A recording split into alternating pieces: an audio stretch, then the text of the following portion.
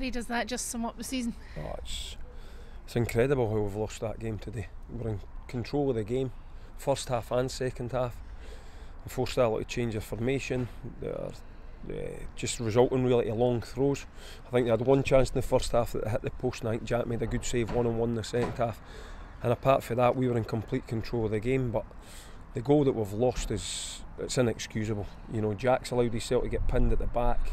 Darren's sort of ducked. The ball's came in the 6-yard box. Darren's ducked, and then that's caught Marsh unaware on the front post, and the ball's actually just went straight in for a corner. Nobody's touched the ball, so you can't give goals away like that. But we had that many chances to be in front that should have just been Alloa getting a goal back. So I spoke to the players this week about it. I says, when Stephen's not here, somebody's got to step up to the plate, and nobody stood up to the plate today. We had 7 or 8 really good chances, and for us not to score a goal and to concede a goal when you're coming to Alloa, who I know people are saying that they're a part-time team, but they were the form team in the league. They had won 3 games, their confidence was sky high, and we've came and dominated the game. We've restricted them to 2 or 3 shots. Jim again has came to me at 70 minutes and says, I wish the referee would blow the full-time whistle, which lets you know when an opposition manager's saying that to you how much you're on top. So you can imagine how frustrating I am that we've actually lost that game. I'd have been frustrated just to draw it, to actually come and losing the game. But you know, we can't defend. You can't defend it. There's 2 things that was wrong today: the defending in one corner and the amount of chances that we missed. If we keep missing chances, you know, the team played well. We were on the front foot. We caused a lot of problems, first half and second half. Nothing wrong apart from our finishing. But if you're going to miss these sort of chances, we're never going to win any games. Is there a concern that when Stephen's out, big concern? It shows you that. You know, I think 60 odd goals. Stephen scored 40 of them. That's not enough between the rest of the team. And you can't prove that Stephen would have scored one of them today, but I'm pretty sure he would have. And that's the frustration. You know, somebody's got to the chances. See, if we weren't creating the chances, I'd be standing here worried. But you think back to Alloa on the last Saturday, Morton, we should have been out of sight. The chances that we created, we should have been out of sight. Falkirk on the Tuesday night before, before the penalties happened, we had enough chances to win the game. We should have been in front today, whereas that mistake that we made at the end should have been irrelevant. So 3 games out of the last 4, we've even thinking of Big Ian McGrath's chance the other night against there. The chances are getting created, but people aren't taking them, and that has to change. That's what you're looking at when you look back on the games. You're losing 1-0 at Ayr, penalty, 1-0 against Dundee United was a penalty, Morton a late goal, and then today and that's what it's really, really frustrating, because in the main, you know, in the last 5 games we had a bad 30 minutes against Falkirk at the start and a bad first half against Ayr. Apart from that, we've played well.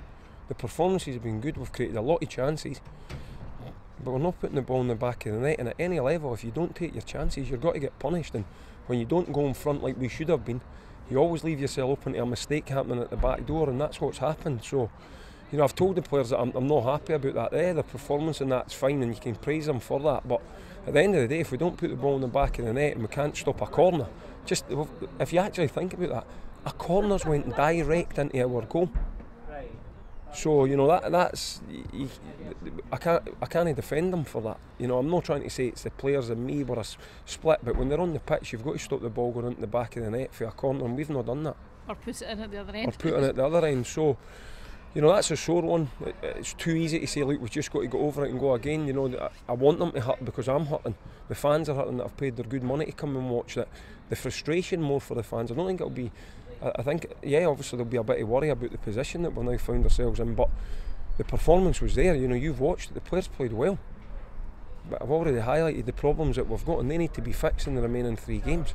And as you say, the position that you find yourself in now, dropping a place because Alloa's gone above. Yeah, that's right. So we've got 3 points to try and make up in Alloa, and yes, we've got a good goal difference, but it's irrelevant, your goal difference, if you don't get points. You know, and if you're starting off the 5-game run, Dundee United and a couple of draws, it's now turned into a disappointing run. So, you know, the players, what I'll always say to the players, know that they've mucked up there. You know, they're not kidding themselves on that. They're well aware that we had a real chance to win that game today and we've not took it.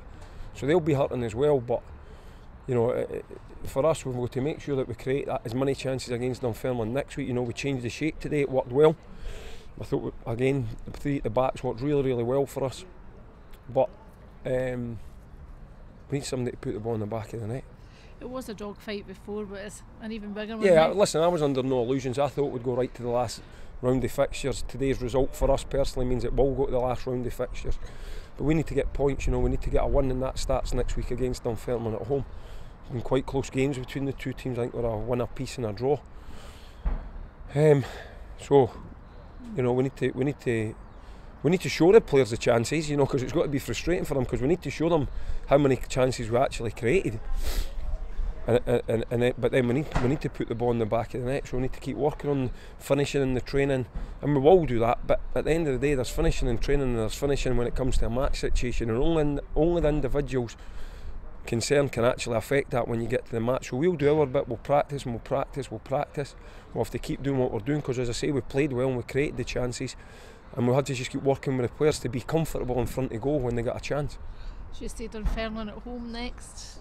Second last home game of the season? No, that's right, you know, and hopefully the crowd will get behind us. Listen, I'm asking them to get behind us. It'd be easy for them to turn on us, you know, with the recent run that we've been on. It would be easy for them, but we need the crowd to be worse on Saturday. We need as many fans as we can get in, and we need them to stick with the gate players for the whole 90 minutes, not just at the start of the game, for the whole game. And we'll need to come together and get 3 points next week.